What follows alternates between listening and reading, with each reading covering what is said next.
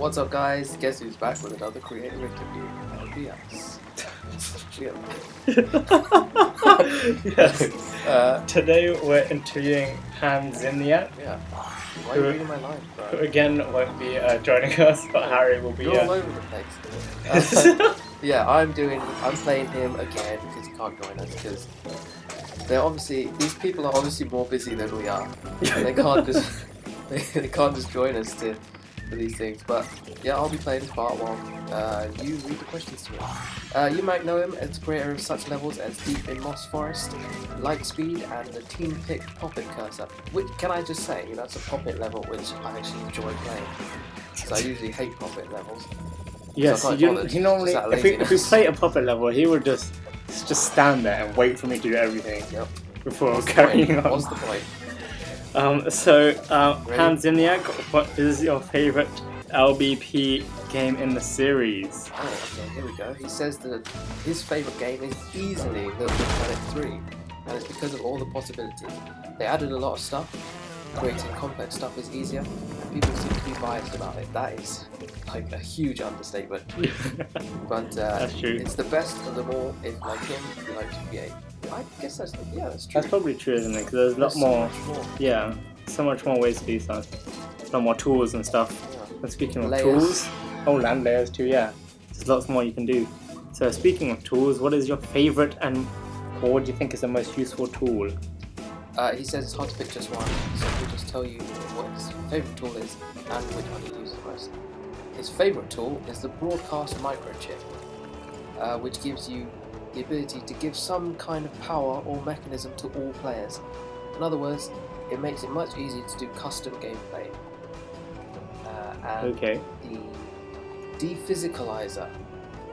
I used him in all of my levels, if I'm not mistaken. I use it to make tiny details like wood coming out of the wall without making it look off, like it's just a tiny piece of wood stuck to a rock.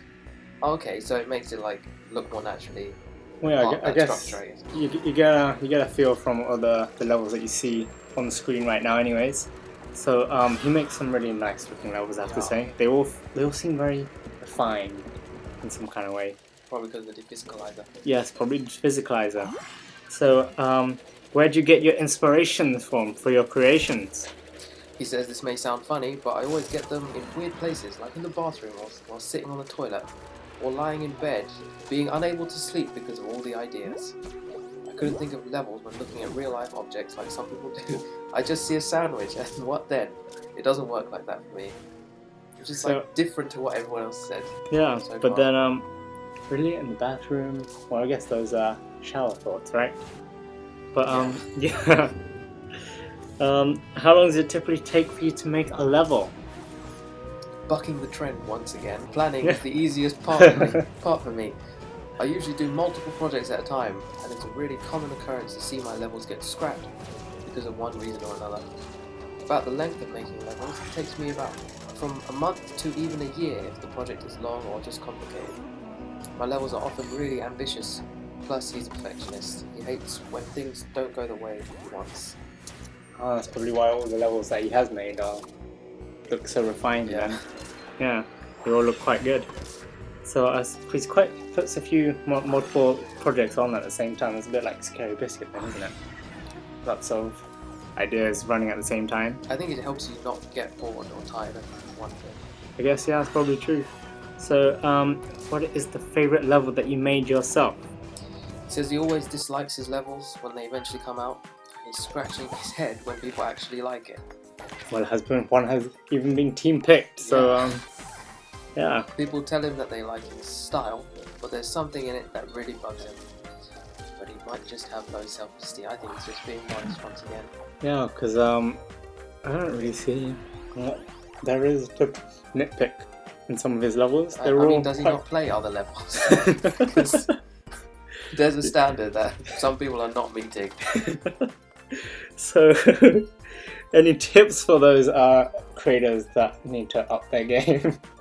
Okay, he says this is an obvious tip, but please, for the love of God, play your entire level before publishing it, and be sure there aren't any annoying obstacles that add artificial difficulty. I've seen too many levels that are either impossible to beat or just annoyingly hard with no real challenge. I guess he means like where stuff doesn't work or there's just some weird bug.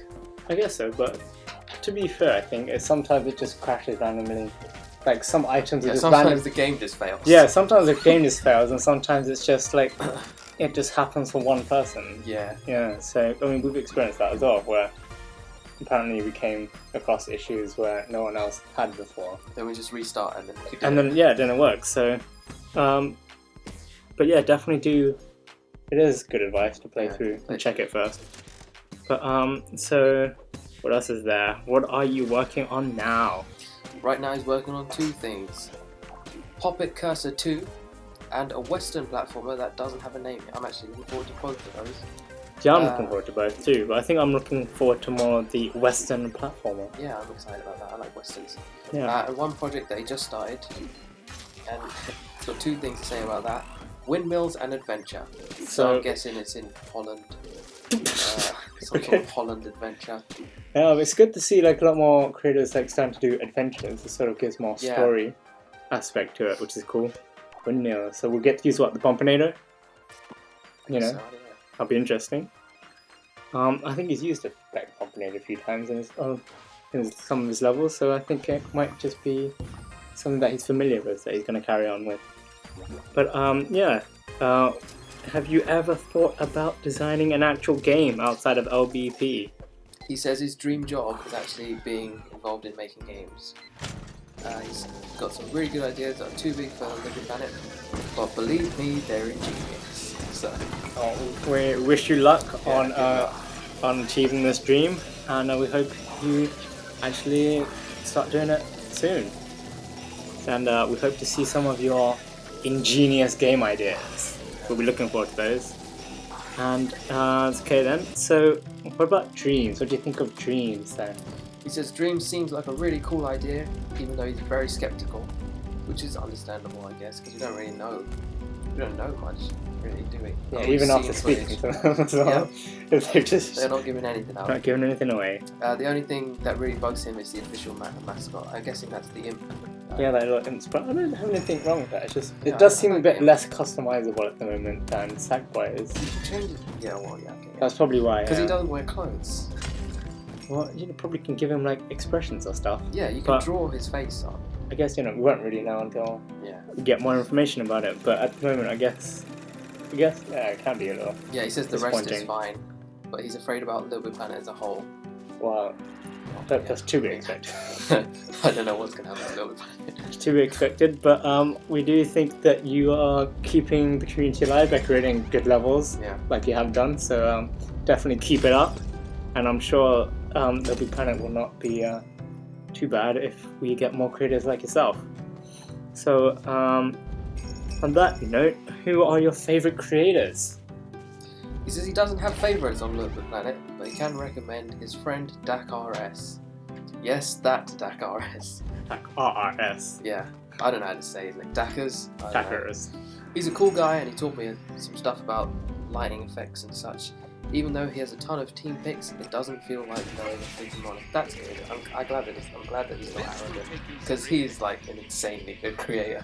Yeah, he's created loads and loads of levels. Good ones. Yeah, really good ones too. And they're all very varied as well. It's not like just one style. He actually makes lots of different. It goes with mini games, different controls, and platformers. So he's very versatile. I like the idea that he's teaching others. Yes, that's good. Yeah, that's cool. Very in the community spirit of Little Big Planet. And I guess that is also the person he'd want us to interview next as well. Yep. The answer is Dakrrs. You'd like to know his opinion on different subjects too. So we will actually have an interview of Dakrrs. So we hope you subscribe to check that out when it's ready. And we hope you like this video with Panzimniak and you check out all his levels. There'll be a link in the description below as always. Definitely go check him out on lbp.me and queue up some of his levels if you haven't already. And Panzimniak has actually got a team pick with Popit Cursor, and he's also taken part in like the Little Big Forum competitions. So definitely do check him out. He's got really cool levels. And we hope you like this video and the interview. You click the like button below, and we'll see you next time for another creator interview. So we hope you enjoy this, and we hope you see us next time. Enjoy!